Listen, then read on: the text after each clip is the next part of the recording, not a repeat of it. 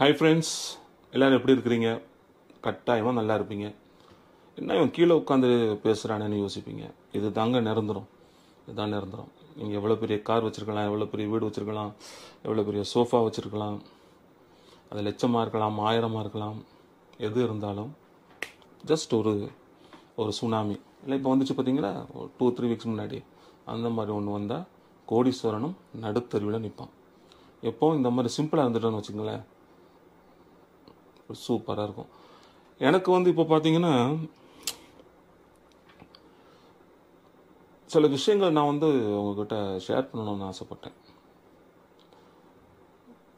அதாவது ஆண்டவருடைய கிருபை எந்த மாதிரி இருக்கும், ஆண்டோடைய கிருபை இருந்தால் தான் நம்மளால் ஒரு காரியத்தில் நம்மளால்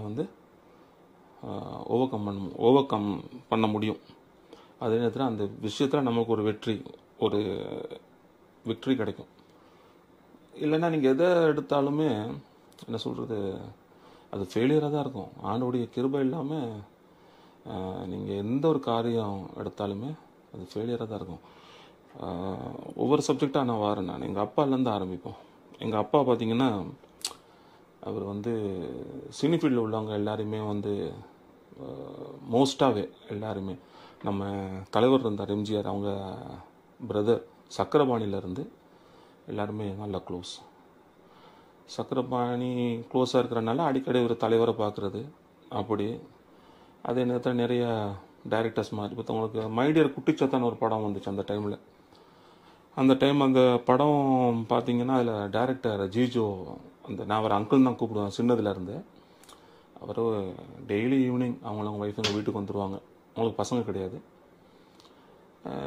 என்னையும்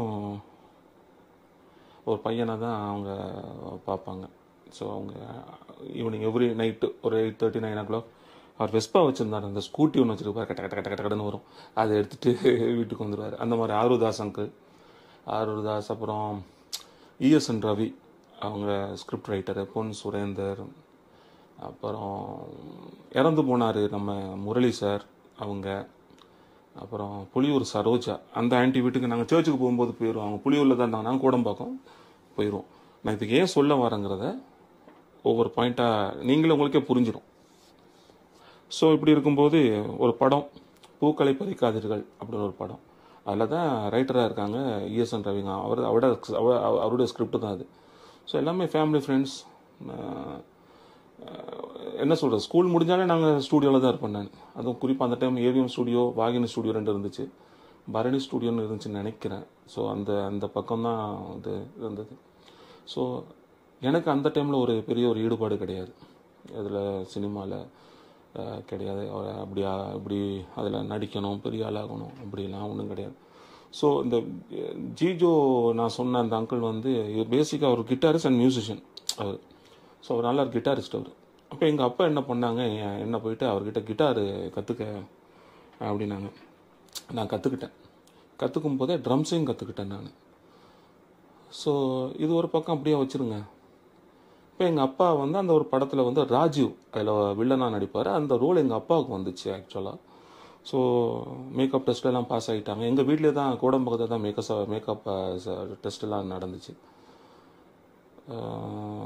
அது ஒரு ஃபன். நான் அப்போ ஸ்கூல் முடிஞ்சு 4 o'clock போல் வீட்டுக்கு வரேன்.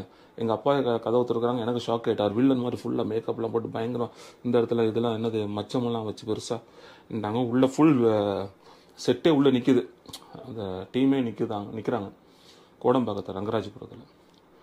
ஸோ எங்கள் அம்மா அழுதுட்டாங்க, நீங்கள் சினிமாவுக்கு போனால் கெட்டு போயிடுவீங்க அப்படி இப்படின்னு சொல்லி எங்கள் அம்மா ஸ்டாப் பண்ணிட்டாங்க. இல்லை அப்படிலாம் நடக்காது. எங்கள் அப்பாவுக்கு அந்த ஜாதகம் பார்க்குற பழக்கம்லாம் கிடையாது. சரி ஜாதகம் பார்ப்போம், அப்படி ஏதாவது நடந்தால் ஏதாவது நெகட்டிவாக ஏதாவது நடக்குமா அப்படின்னு பார்க்குறதுக்காக வடபழனியில் யார்கிட்டயோ போனாங்க. என்னையும் கூட்டிகிட்டு தான் போகிறாங்க. கூட்டிகிட்டு போகும்போது எங்கள் அப்பாவுக்கு சொல்கிறாங்க. எங்கள் அப்பா என்ன சொன்னாங்கன்னு தெரில, அது எனக்கு இன்னைக்கு வரைக்கும் தெரியாது. ஸோ அப்பா அந்த படத்தை நடிக்கவும் இல்லை. அதோட அதாவது அந்த சாப்டர் க்ளோஸ் ஆயிடுச்சு. ஆனால் எங்கள் அப்பாவுக்கு ஒரு புது வியாதி ஆரம்பிச்சிருச்சு. என்னது, ஜாதகம் பார்க்குற வியாதி. ஏன்னா அவங்க எல்லாரும் இது பண்ணுறது. அப்போது தலைவர் போர் இது நீ எங்கே பாஸ்போர்ட் எடுக்க போன? அப்ளை பண்ணி இது ரினியூ பண்ண போனோமே. போரூர் அது வடபழனி. வடபழனியில் சாலிகிராமம், சாலிகிராமத்தில் அவங்க பாஸ்போர்ட் ரினியூ பண்ண போகும்போது இது அந்த இப்போ அது இப்போ பாஸ்போர்ட் ஆஃபீஸாக இருக்குது. அந்த அது ஸ்டூடியோவாக இருந்துச்சு. பரணி ஸ்டூடியோவாக எம்ஜிஆர் அவங்களுடைய ஒரு ஸ்டூடியோவாக இருந்துச்சு. அதுக்கு முன்னாடியே எங்கள் அப்பாவுக்கு வந்து ஒரு சில்வர் ஃபேக்ட்ரி நீ வச்சு சினிமாவுக்கெல்லாம் ஷூட்டிங்லாம் நீ சப்ளை பண்ணுறா அப்படின்ட்டாரு தலைவர்னா நம்ம எம்ஜிஆர். எங்கள் அப்பா அங்கே ஒரு பெரிய ஃபேக்ட்ரிலாம் வச்சுருந்தாங்க அந்த டைம். அப்போது வச்சுருந்து ஷூட்டிங்க்கெலாம் எல்லாம் அனுப்புவாங்க. அப்போ எங்கள் அப்பாவுக்கு இன்னும் அந்த ஜாதகங்கிறது வந்து ரத்தத்தில் ரொம்ப ஊறிடுச்சு. என்ன அப்படி இது கொஞ்சம் லாஸ் ஆனோன்னு இப்போ ஜாதகம் பார்க்குறது, நல்லா ஓடனா இன்னும் நல்லா ஓடுறதுக்கு என்ன பண்ணணும் அப்படிங்கிற போய் பார்க்குறது, இப்படியான ஒரு மென்டாலிட்டிக்கு எங்கள் அப்பா ஆட்டோமேட்டிக்காக செட் ஆகிட்டாங்க. அப்படி செட் ஆகும்போது இப்போ நானும் +2 முடிக்கிற டைமு மார்க்கு கொஞ்சம் கம்மியாயிருச்சு. கம்மியானோடனே என்ன கூட்டிகிட்டு போகிறாங்க ஒரு இடத்துக்கு. கூட்டிகிட்டு போயிட்டு ஜாதகம் பார்க்குறது. இந்த பையன் இந்த மண்ணில் படிக்கிறதுக்கு லாய்க்கு கிடையாது, உன்னை வெளிநாட்டுக்கு அனுப்பி படிக்க வைங்க, ஓஹோன்னு படிப்பான் அப்படின்னோடனே எங்கள் அப்பாவுக்கு வந்து வெளிநாடுகளில் கொஞ்சம் நிறைய டச் இருக்குது. குறிப்பாக ஸ்ரீலங்காவில் நிறைய டச் இருக்குது. ஏன்னா எங்கள் அப்பா எங்கள் தாத்தா அவங்க அப்பா எல்லாமே வந்து எல்லாம் கருவாட்டு வியாபாரம். நாங்கள் பறவர் அப்படின்னு சொல்கிற ஒரு இதில் பறவர் குளம் அப்படின்வாங்க, தூத்துக்குடி. உங்கள் தாத்தாலாம் தூத்துக்குடி, நாம லோக்கலு, பேசும்போதே தெரியும். ஸோ தாத்தாலாம் தூத்துக்குடி. ஏன்னா இந்த பறவை ஆட்களுக்கு வந்து என்னென்னா இந்த மீன் வியாபாரம் அண்டு கருவாடு வியாபாரம் தான். ஸோ எங்கள் தாத்தா வந்து கருவாட்டு சப்ளை கொழம்போ இப்படி நிறைய இடங்களுக்கு வேறு இடங்களுக்கு சரியாக ஞாபகம் இல்லை, கொழம்பு தான் ஞாபகம் இருக்குது. அங்கே இருக்கிறனால அப்பாவுக்கு அங்கே கொழம்புல நிறைய ஃப்ரெண்ட்ஸ் இருக்கிறாங்க. ஸோ இம்மிடியேட்டாக வந்து எனக்கு அங்கே ஒரு ஸ்கூலில் அப்போ எனக்கு ஒரு 18 வயசு 19 வயசு இருக்கும். அந்த டைமில் என்னை கொழம்பு அனுப்புகிறாங்க, போய் அங்கே போய் படி. ஏன்னா இங்கே இதுக்கு +2 எனக்கு மார்க்ஸ் கம்மியாயிருச்சு. ஏன்னா காலேஜுக்கு போகணும்னா கொஞ்சம் மார்க்ஸ் நல்லா இருக்கணும் இல்லையா. ஸோ அதனால் என்ன வந்து எப்படியாவது இன்ஜினியருக்கு படிக்க வைக்கணும் தான் ஃபுல் ட்ரை. பட் நம்மளுக்கு அந்த அளவுக்கு படிப்பு ஓடல. முதல்ல ஒரு வீடியோவில் நான் சொல்லியிருப்பேன் உங்களுக்கு. அதே நேரத்தில் மேக்ஸு சூப்பர் மார்க் எடுப்பேன். எத்தனை 0 வருதோ அந்த 0வுக்கு எல்லாமே நான் தான் சொந்தக்காரன். அந்த 0 1 2 அதை தாண்டாது, அவ்வளோதான். நம்ம அப்படி இருக்கும்போது நான் எப்படி இன்ஜினியர் ஆக முடியும். ஸோ ஒரு அக்கௌண்ட் ஃபீல்டில் என்னை கொண்டு போய் அங்கே ஒரு காலேஜில் சேர்த்து விட்டாங்க. காலேஜ்னா கொலம்போ ஸ்ரீலங்கா பொறுத்தவரையில் காலேஜ்னா ஸ்கூலு, யூனிவர்சிட்டினா தான் இங்கே மாதிரி காலேஜ். ஸோ வந்து சென்ட் பீட்டர்ஸ் காலேஜ் அப்படின்னு ஒன்று இருக்குது பம்பலப்பட்டியில். ஸோ அங்கேயும் அலெக்சாண்ட்ரா காலேஜ், அது வந்து யூனியன் பிளேஸ், கொலம்போ 7ன்னு நினைக்கிறேன். அப்போது என்னை கொண்டு அங்கே சேர்த்துட்டு, ஸோ நான் மட்டும்தான் அங்கே இருக்கிறேன். எங்கள் அப்பா வழியில் ஒரு சொந்தக்காரங்க அங்கே இருந்தாங்க. ஸோ அவங்களோட ஸ்டே பண்ணிவிட்டு அவங்களும் ட்ரை ஃபிஷ் பெரிய அவங்க யார் பிக் ஷாட் அந்த வியாபாரத்தில் அவங்க அங்கே பேரை சொல்ல விருப்பப்படலை. ஸோ அவங்க கூட தான் அவங்க வீட்டில் நான் இருந்து கம் டு ஸ்கூல். இப்போது நான் முதல் நாள் எங்கள் அப்பா வந்து நான் ஸ்கூலில் ஜாயின் பண்ணி விட்டுட்டு, அந்த காலேஜில் ஜாயின் பண்ணி விட்டுட்டு, அது 1.5 இயர்ஸ் தான் டோட்டலாகவே. அது லண்டன் எக்ஸாம், லண்டன் A லெவல்னு சொல்லுவாங்க, லண்டன் அட்வான்ஸ் லெவல். இங்கே நம்ம +2ன்னு சொல்கிறோம் இல்லையா, 11th and 12th சேர்த்தா நம்மளுக்கு +2ங்கிறோம். அங்கே வந்து அதே 11th 12th வந்துட்டு அட்வான்ஸ் லெவல், அது லோக்கல் அட்வான்ஸ் லெவல். இது லண்டன் எக்ஸாம் நான் செய்கிறேன், நான் London syllabus. So London A level அப்படின்னு என்ன அங்கே சேர்த்தாச்சு. எங்கள் அப்பா முதல் நாள் சேர்த்து விட்டு எல்லோரும் இன்ட்ரடியூஸ் பண்ணிட்டு போயிட்டாங்க. எல்லாருமே அங்கே நல்லா இங்கிலீஷ் பேசுவாங்க. கொலம்போவை பொறுத்தவரையில் எல்லாருமே நல்லா இங்கிலீஷ் பேசுவாங்க, ஒரு சிலரை தவிர. ஸோ எனக்கு கொஞ்சம் மேனேஜ் பண்ணுறதுக்கு ஈஸியாக இருந்துச்சு. ஏன்னா எனக்கு டோட்டலாகவே சிங்கிள் என்னென்னா தெரியாது. ஏன்னா நான் வாயை திறந்து பேச ஆரம்பிச்சிட்டாலே எல்லாருக்கும் தெரிஞ்சிடும். இப்போ தான் கொஞ்சம் பேச்சு எனக்கு கொஞ்சம் பரவாயில்லாமல் இருக்குது. முன்னாடிலாம் நான் பேசும்போது நம்ம காமராஜ் காலனி இல்லை, முதலாவது ராயபுரம், தென் காமராஜ் காலனி ரங்கராஜபுரத்தில். ஸோ பசங்க எல்லாமே வந்து நம்ம அந்த லோக்கல் ஸ்லாங்லேயே பேசி பழகுறதுனால இம்மிடியேட்டாக இங்கிலீஷோ தமிழோ பேசினா நம்ம இந்தியன்ஸ்ன்னு ஐடென்டிஃபை பண்ணிடுவாங்க. ஸோ அந்த காலகட்டத்தில் இது அப்போ என்ன விட்டுட்டு போயாச்சு, வந்துட்டாங்க. அடுத்த நாளே அவங்க கிளம்பி இங்கே வந்துட்டாங்கன்னு நினைக்கிறேன். பட் நான் என்ன பண்ணுறேன், இம்மிடியேட்டாக பக்கத்துலேயே இருக்கிற ஒரு கிரவுண்டு, அந்த கிரவுண்டு இப்போது எங்கே இருக்குன்னா, நாங்கள் ரீசெண்டாக போயிருந்தோம். இப்போது லோட்டஸ் டவர்னு ஒன்று இருக்குது இப்போ கொலம்பல், இப்போ கொஞ்சம் அது ஃபேமஸான ஒரு டவர். அந்த டவருக்கு பின்னாடியே அந்த நேரம் ஒரு கிரவுண்ட்ஸு, கிரிக்கெட் கிரவுண்ட் இருந்தது. அங்கே பெரிய பெரிய பிளேயர்ஸ்லாம் இருந்திருக்காங்க, வினோதன் ஜான், ரவி ரட்நாயக், அந்த நேரம் கேப்டன்ஸ் அவங்கலாம் ஸ்ரீலங்கா டீம். அந்த இது வாக்கிங் டிஸ்டன்ஸ் எங்கள் ஸ்கூலில் இருந்து, அது வாக்கிங் டிஸ்டன்ஸ். ஃபர்ஸ்ட் டே ஸ்கூலை கட் பண்ணிட்டேன், ஆஸ் யூஸ்வல் இங்கே பண்ண மாதிரியே தான், பீட்ஸில் பண்ண மாதிரியே தான் கட் பண்ணியாச்சு.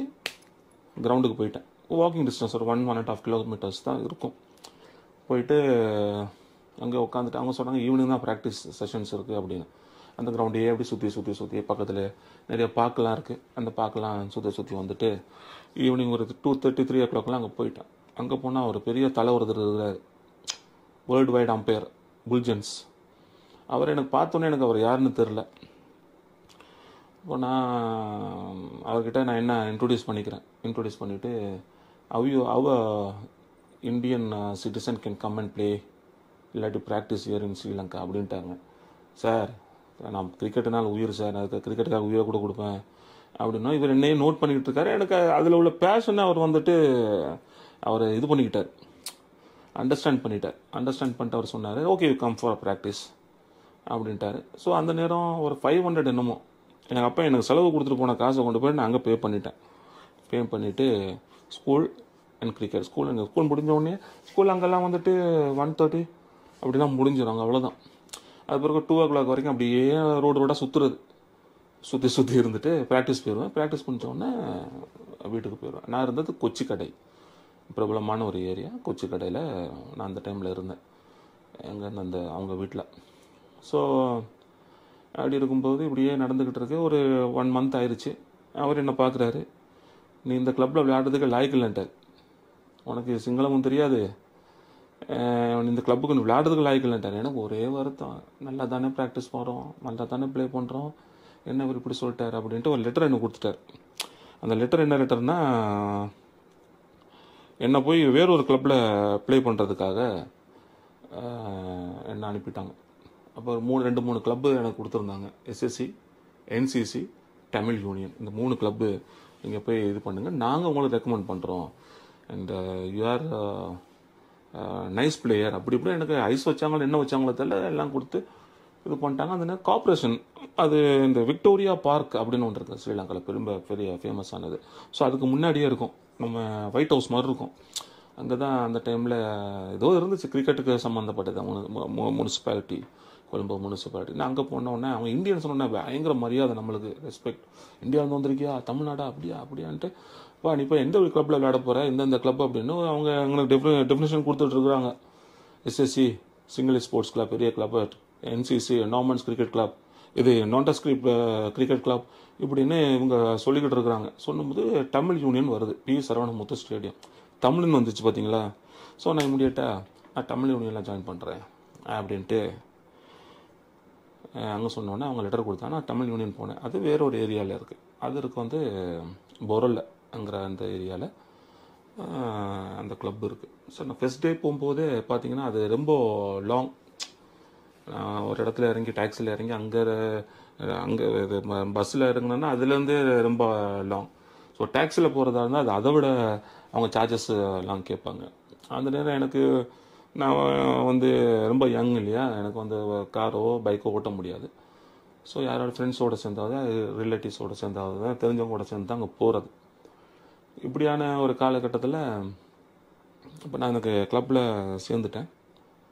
சேர்ந்துட்டு முதல்ல உங்களுக்கு என்ன டேலண்ட் இருக்குன்னு நாங்கள் பார்ப்போம், அதுக்கு பிறகு தான் நாங்கள் வந்து உங்களுக்கு மெம்பர்ஷிப்பை கொடுப்போம் அப்படின்ட்டாங்க. நானும் ஓகே சார் அப்படின்னாச்சு. இப்போ கிளப்புக்குள்ளே போகிறேன், எல்லாம் பெரிய தலைகளாக இருக்கிறாங்க. முத்தையா முரளிதரன், சம்பக ராமநாயக்க, அத்துரு சிங்க, எண்டிகாடி சேரம், உப்புல் சந்தனா எல்லாமே ஸ்ரீலங்கா டீமுக்கு அந்த டீம் விளையாடுறவங்க எல்லாமே. இப்போ இவங்கெல்லாம் பார்த்தது எனக்கு ஒரு சந்தோஷமாக இருந்தாலும் இவங்க கூட நம்ம விளையாட முடியுமா அப்படின்ட்டு அப்புறம் 1 month ஆயிடுச்சு. எனக்கு மெம்பர்ஷிப் கொடுக்கறதுக்கு அவங்க 1 month இல்லை, 2 weeks அப்படி ஏதோ ஆயிடுச்சு. அவங்க எனக்கு மெம்பர்ஷிப் கொடுக்கறதுக்கு எனக்கு வந்து அவங்க ரெடி. ஒரு அமௌண்ட் கிட்ட சொல்கிறாங்க. அந்த அமௌண்ட்டு என்கிட்ட கிடையாது, ஏன்னா எங்கள் அப்பா கொடுத்துட்டு போனது எனக்கு செலவுக்கு தான். அது இப்போ கிளப்புக்கு அதுக்கு இதுக்கு போகிறதுக்கு அப்படின்னு பாதி காசு முடிஞ்சிருச்சு. இப்போ அவங்க சொல்கிற காசப்போ நான் இப்போ எங்கள் அப்பா கிட்ட கேட்டேன்னா என்ன சொல்லுவாங்க, நீ இங்கே ஆடுனது முடிஞ்சு திரும்ப போயிட்டு அங்கே போயிட்டு குழம்புல போயிட்டு நீ ஆடுறியா அப்படின்னு கேட்பாங்க. என்ன பண்ணுறதுன்னு தெரியலன்னு அந்த நேரம் மிராண்டா அவர் தான் சேர்மேன், தங்கமான மனுஷன். அவர்கிட்ட போயிட்டு, சார் இப்படி தான் சார், நான் இப்படி இங்கேருந்து வந்திருக்கிறேன், ஏன்னா எம்ஆர்எஃப்க்கு சேர்த்து விட்டாங்க, எல்லாம் ஆயிடுச்சு, அந்த எங்கள் அப்பா இங்கே கூட்டிகிட்டு வந்துட்டாரு, இல்லைனா நான் எம்ஆர்எஃப்லேயே ட்ரைனிங் எடுத்துருப்பேன், டென்னிஸ் கிளி தான் ட்ரைனிங் கொடுத்துட்டு இருக்கிறாரு, வந்துட்டு அவருடைய நான் இருந்திருப்பேன். எங்கள் அப்பா நான் கிரிக்கெட் விளையாடக்கூடாதுன்னு சொல்லிட்டு இதுவும் போதாது அப்படின்ட்டு என்னது மார்க்ஸ் எல்லாம் போதான்ட்டு இங்கே கொண்டு வந்து விட்டார். எனக்கு கிரிக்கெட் எனக்கு எங்கள் பேஷனே கிரிக்கெட் தான் சார், என்னம்மா பண்ணுங்க ப்ளீஸ், நான் 1 மந்த்தில் நான் உங்களுக்கு கேஷாக கொடுத்துட்றேன் அப்படின்னோடனே அவர் பார்த்தார், இவன் வந்து பைத்தியக்காரனாக இருக்கான் கிரிக்கெட்டில். அவருடைய ஓன் இதில் வந்துட்டு ரெக்கமெண்டேஷன்லேயே என்னை சேர்த்துட்டாங்க. கடைசி வரைக்கும் நாங்கள் ₹1 கூட நான் பே பண்ணல. அத்தனை வருஷம் நான் விளையாண்டுருக்கிறேன், ஒரு ரூபா கூட நான் பே பண்ணலை. இப்படி இருக்கும்போது இப்போ நான் ப்ராக்டிஸ் ஆரம்பிக்கிறோம். பிச்சில் முரளிதரன் பவுலிங் போடுவாங்க. ஒருவேளை இந்த யூடியூப்பை இதை வந்துட்டு முரளி பார்த்தாங்கன்னா என் ஞாபகம் வரும்னு நினைக்கிறேன். முரளியோ இல்லாட்டி வேறு யாரும் அங்கே உள்ளவங்க யாரும் பார்த்தாலும் டெஃபினட்டாக என்னை உடனே ஐடென்டிஃபை பண்ணிடுங்க. அப்போ கொஞ்சம் மெலிஞ்சிருந்தேன், ஒல்லியாக இருந்தேன், இப்போ கொஞ்சம் வெயிட் போட்டிருக்கு, இருந்தாலும் ஐடென்டிஃபை பண்ணிடுவாங்க. ஸோ முரளி போடுவார், நான் போடுவேன். அத்துரு சிங்கோட தம்பி ஒருத்தர் இருந்தான், என் கூட நல்லா க்ளோஸ் அவன் வந்து. ஏன்னா எனக்கு டிரான்ஸ்லேட் பண்ணுறதே அவன் தான். சிங்களத்தில் ஏதோ பேசுவேன், எனக்கு அப்போ சிங்களம் தெரியாது, டிரான்ஸ்லேட் பண்ணுறதே அவன் தான். ஸோ அவன் போடுவான், நான் மாறி மாறி போடுவோம். முரளிதரன் நான் நினைக்கிறேன் அப்போது வந்து ஒரு 1 இயர் 1.5 இயர்ஸ் அந்த பீரியடு. அப்போ தான் வெஸ்ட் இண்டீஸ் டூர், இந்தியா டூர்லாம் முடிச்சுட்டு அவங்க வந்திருக்கிறாங்க கொலம்போக்கு. அப்போது எனக்கு முதல்ல அந்த கிளப்பில் ஒரு அங்கே ஸ்மேக்குன்னு ஒரு ட்ரிங்க் இருக்குது, அதுவும் ஒரு கடலை பேக்கெட்டும் வாங்கி தந்ததே முத்தையா முரளிதரன் தான். எங்கள் வாழ்க்கையில் மறக்க முடியாது. வாங்கி தந்தே நான் அவ்வளோ டயர்டாக இருந்தேன். வாங்க குடிப்போண்ட கிளப்லேயே பார் இருக்குது, பார்லேயே எனக்கு எல்லாம் வாங்கி தந்து 2-3 தடவை அவர் கார்லேயே என்னை ட்ராப் பண்ணியிருக்கிறாரு. அதே மாதிரி மிராண்டா பெஸ்ட் மேன். அதே மாதிரி எனக்கு ஷூலாம் வாங்கலாம், கையில் உள்ள காசை செலவழிச்சிட்டா நாளைக்கு எனக்கு ஆத்திரவசத்துக்கு காசு செலவழிக்க நான் யார்கிட்டையும் கையேந்திர பழக்கம் கிடையாது. இப்போ என்ன பண்ணுறது, அப்பாட்ட கேட்டால் செருப்பால் தான் அடிப்பாங்க, 100%. இருக்கிற பழைய செருப்பு எடுத்து தான் அடிப்பாங்க. என்ன பண்ணுறதுன்ட்டு இப்படியே உட்காந்துட்டு இருக்கிற ஷூவாக போட்டுக்கிட்டு இருக்கேன். ஆனால் அந்த ஷூ போட முடியாது. உடனே சம்பக ராமநாயக்க, அந்த டைம் ஸ்ரீலங்கான் ஃபாஸ்ட் பவுலர், அவரோட ஷூவை எனக்கு தராரு. இன்னொரு பிளேயர் வந்து அவருடைய பேட்டை எனக்கு தராரு. ஸோ நான் இப்படியே இருக்கும்போது டிவிஷன் மேட்சஸ்லாம் நான் விளையாட ஆரம்பிக்கிறேன். தமிழ்னு சொன்னால் நானும் முரளி மட்டும்தான் இருந்தோம் அந்த டைமில். முரளி வந்து already is a player, national team player. அதனால் அவர் வந்து அவருடைய இடத்த வந்து தக்க வச்சுக்கிட்டாரு. ஸோ நாம் இது இல்லையா, நம்ம எப்படியாவது விளையாடணும் அப்படின்னு இருக்கும்போது ஒரு பெரிய மைனஸ் பாயிண்ட் ஆயிடுச்சு, இந்தியன் சிட்டிசன். அப்படி வந்து இந்தியன் வந்து எப்படி இங்கே ப்ளே பண்ண முடியும் அப்படிங்கிறதுக்காகவே எனக்கு இந்த டிவிஷன் மேட்சஸ் அதோடையே நான் ஸ்டாப் பண்ணிட்டாங்க. சரி, அதே டைமில் அதே பீரியட் ஆஃப் டைம் இப்போது ஷெல்டன் பிரேமரட்ன அப்படின்னு ஒருத்தர், நம்ம ஊரில் இளையராஜா மாதிரி அவங்க ஊரில் ஷெல்டன் பிரேமரட்ன மரதான எல்ஃபின்ஸ்டன் ஹால் நினைக்கிறேன். ஸோ டவர் கிடையாது, ஹால். அங்கே வந்து அவர் ஒரு சாட்டர்டே சண்டே வந்து அவங்க அந்த நேரம் கர்நாடிக்கு இது பண்ணிட்டு இருந்தாங்க. அவர்கிட்ட படிக்கிறேன்னா பெரிய விஷயம். இப்போ நான் ரைட்டு இதையும் விளையாண்டுக்கிட்டு இருக்கிறேன், அங்கேயும் இப்போ சாட்டர்டே சண்டேஸ் மேட்சஸ் இல்லைன்னா டெஃபினட்டாக கிளாஸுக்கு போயிடுவேன். ஆனால் அது கட்டாயமாக சிங்களம் கட்டாயமாக தெரிஞ்சிருக்கணும். அதுக்காக ஒரு 6 months 7 months விழுந்து சிங்களம் படித்தேன். சிங்களம் நல்லா படிச்சுட்டு அங்கே போனேன். அங்கேயும் ஏன்னா இந்த கோர்ஸ் முடிய தான் எனக்கு ஒரு 1.5-2 years ஆகும் இல்லையா, இந்த அட்வான்ஸ் லெவல். அதனால் அந்த பீரியடுக்குள்ளேயே நம்ம இதையும் படிச்சுக்கலாம். அவரும் பெரிய ஆள், கர்நாடிக்கில் அவர்கிட்ட ஒரு சர்டிஃபிகேட் எடுத்துக்கலாம். அது சர்டிஃபிகேட் அது இதுதான், அது மியூசிக் ஒரு கிராஜுவேட், இது ஒன்று கிராஜுவேஷன் கோர்ஸ் தான் அது. ஸோ அதை பண்ணிக்கலாம் அப்படின்ட்டு இருக்கும்போது ரைட் அங்கேயும் கிளாஸ் கர்நாடிக்கை ஃபாலோ பண்ணேன். சிங்களம் நல்லா பேச வந்துச்சு. அப்படி இருக்கும்போது எனக்கு சிங்களம் பேச நல்லா வந்துட்டு, ஆனால் நான் கிளப்பில் வந்து இதை வந்து நான் காட்டிக்கிறது கிடையாது. ஆஸ் யூஷுவல் எப்படி நான் இங்கிலீஷில் பேசணும் அப்படியே பேசிக்கிறது, காட்டிக்கிறது கிடையாது. ஏன்னா எல்லாரோட இங்கிலீஷில் பேச பழகிட்டு யாருமே எங்கூட சிங்களத்தில் பேச மாட்டாங்க, எல்லாமே இங்கிலீஷில் தான் பேசுவாங்க. ஸோ நான் அப்படியே இருந்துட்டு ஒரு நாள் ஒரு பெரிய போர்டு மெம்பர் ஒருத்தர் அங்கே வந்திருக்காரு, தமிழ் யூனியன். நாங்கள் மேட்சை முடிச்சுட்டு அங்கே வந்திருக்கிறோம். நாங்கள் மேட்சை முடிச்சுட்டு வந்திருக்கோம். பஸ் அங்கே தான் வந்துடும். அங்கே இருந்தால் நான் வந்து காரில் கிளம்புவேன் வீட்டுக்கு. ஸோ அப்படி இருக்கும்போது அவர் சிங்களத்தில் சொல்கிறாரு, இந்த பையன் நல்லா விளையாடுறான், பட் டிஸ்அட்வான்டேஜ் என்னென்னா இவனை வந்து டீமில் போட முடியாது, இவன் வந்து இந்தியாக்காரன். அவங்க எப்படி சிங்களத்தில் சொன்னாங்கன்னா, மே கொள்ளோ ஒந்தோட்டமாக செல்லம் கரணுவா அப்படி தாண்டபே மொனாத மே இந்தியா இந்த வீல இந்தியன் சிட்டிசன் இசா அப்படி மே தாண்டு பெரியவை அப்படின்ட்டார் ஒரே வார்த்தையாக. எனக்கு ஒரே ஷாக்கு. அப்புறம் தான் நான் இப்போ சொல்கிறேன், சார் என்ன சார் இப்படி சொல்கிறீங்க, ஏய் நான் என்ன பேசணும்னு தெரியுமான்ட்டு சிரிச்சாங்க. சார் இப்போ நான் சிங்களம் நான் கற்றுக்கிட்டேன் சார், வந்து நான் ஒரு 7-8 மாதம் ஆயிடுச்சு, 9 மாதம் ஆயிடுச்சு, நல்லா பேசுவேன் அப்படின்னு சொன்னோன்னப்பா இப்படி தான்ப்பா அப்படின்னாங்க. ஸோ ஒன்று பாருங்கள்,